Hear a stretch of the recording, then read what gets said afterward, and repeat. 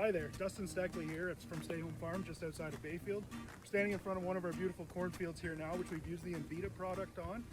We're very interested in this Invita product as it's making the plant more efficient with its nitrogen use. All the nitrogen that we put down is going to be used by the plant. It's going to help us increase our yields, reduce leaching, and reduce runoff into the waterways. One of the things we're very conscious about where we are is the waterways and our nitrogen use. The Invita product gives us the ability to put the right amount of nitrogen down for our corn to use, meanwhile maximizing our yields. We've often been hesitant of over-applying nitrogen as it would leach into the waterways and eventually make its way to the Great Lakes. This way we can put down the exact amount of nitrogen that our crops are going to need, knowing our plants are going to use it, and our yields will be maximized. Agricultural producers need nitrogen for the quality of their crop and for yields. One possible way to fix nitrogen in corn is a new product called Invita. So what exactly is Invita? Hi, Mike Verhoef here with Nexus BioAg, the distributor and seller of the new product Invita. Invita is a natural occurring bacteria product that helps crops self-fix their own nitrogen. So specifically we're looking at corn, soybeans and wheat, and even edible beans here in southwestern Ontario. A product like this is brand new, first generation.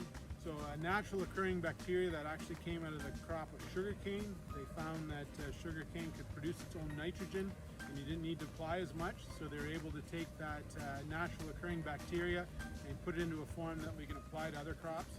Very excited to see what it does here in southwestern Ontario and eastern Canada this next year. We have a number of trials with a lot of growers. We're asking ourselves what the benefits are of this new tool, this new product that we have access to. So to answer that question, we designed a way on a watershed basis to take a look at this tool and evaluate it. We're already monitoring water quality coming off this side-by-side treatment. Initially, we'll look at yield differences in the two treatments. If the Invita technology is successful in this trial, we may be able to observe water quality differences as well. There are various approaches to managing nitrogen in corn, particularly using various aspects of the 4Rs. However, today we're going to speak about the new product Invita. Good morning, I'm Ross Wilson, a certified crop advisor with the Ausable Bayfield Conservation Authority. Today we're here at the farm of Dwayne Fettis. We're in the middle of the cornfield. So what we're going to look at today is a new product called Invita.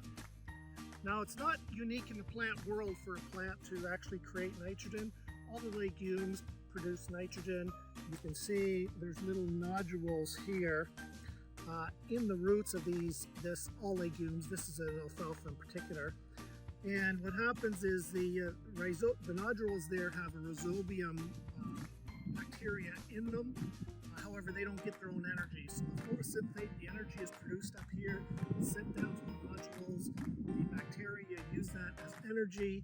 They produce amino acids from the nitrogen in the air. 78% of our atmosphere is nitrogen, so there's lots of it, there's no shortage. They produce the amino acids, which are then sent back up to the growing parts, which is where the nitrogen is needed. You can contrast that with the corn plant.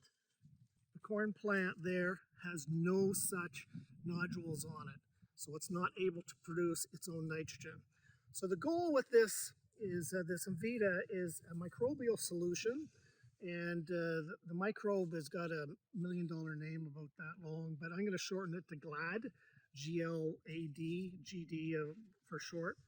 And so the goal is to put this microbe on the leaf of the growing points of the plant, and it forms kind of a fake nodule in the plant, and then it actually produces the nitrogen right there where it's actually needed.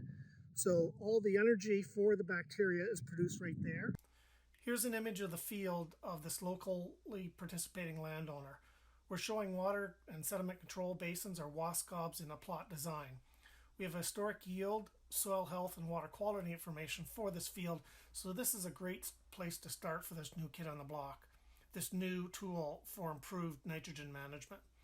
So this particular field, we're going to take these several plots we've got side by side, we're going to take them to maturity. We have yield data that we're going to compare them, and we've got some controls, so we're able to see what sort of difference that it made. I think it was about 4 bushel that it was proposed that it increased the yield by, so we'll follow that in the yield data and looking forward to sharing that results in the future.